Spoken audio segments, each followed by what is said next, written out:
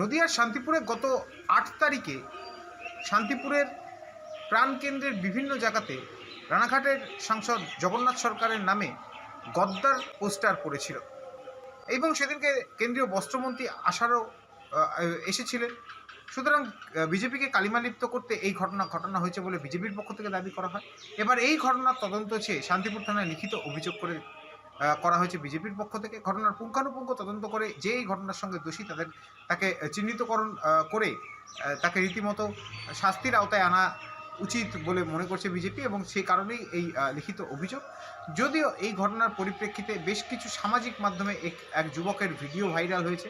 সেই video viral হওয়ার পরেই বিজেপি আরও তৎপর হয় যে এই যুবক যদি সত্যিই সেই ঘটনা ঘটিয়ে থাকে তাহলে তিনি কেন এই ঘটনা ঘটালেন, এই পেছনে এই যুবকের সঙ্গে আর কারা কারা যুক্ত সমস্তটা তদন্ত করে খুঁজে বের করুক শান্তিপুর থানার পুলিশ। এটি সাংবাদিক সম্মেলন করে এই কথাই জানিয়েছে বিজেপি মুখপাত্র, রানাঘাট দক্ষিণ সাংগঠনিক জেলার সোমনাথ কর সহ অন্যান্য বিশিষ্ট বিজেপি নেতৃত্বরা।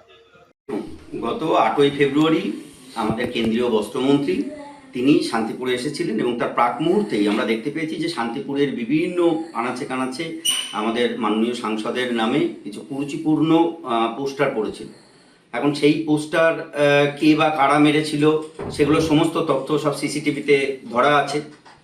যা রাতের অন্ধকারে সে কে বা কারা মেরেছিল পরিষ্কার সিসিটিভিতে পাওয়া যাবে নিশ্চিতভাবে, এবং সেটা আমাদের এই মণ্ডল সভাপতি ইতিমধ্যেই সেই বিষয়টা নিয়ে তার নিজস্ব প্যাডে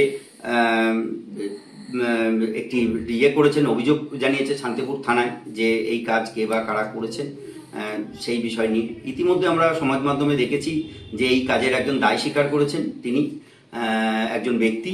তো সেই ব্যক্তি কোথায় আছেন আদৌ আমরা তাকে বহুদিন নদিয়াতেই দেখতে পাইনি, বিশেষ করে শান্তিপুরে তো নয়। এখন তিনি দূর থেকে কিভাবে এই দায় তিনি নিয়ে নিলেন, অর্থাৎ এটা কেউ করছে কি না, এবং এই মিঠুন বলে কাউকে শ্রীখণ্ডী খাড়া করে এইটা করছে কিনা,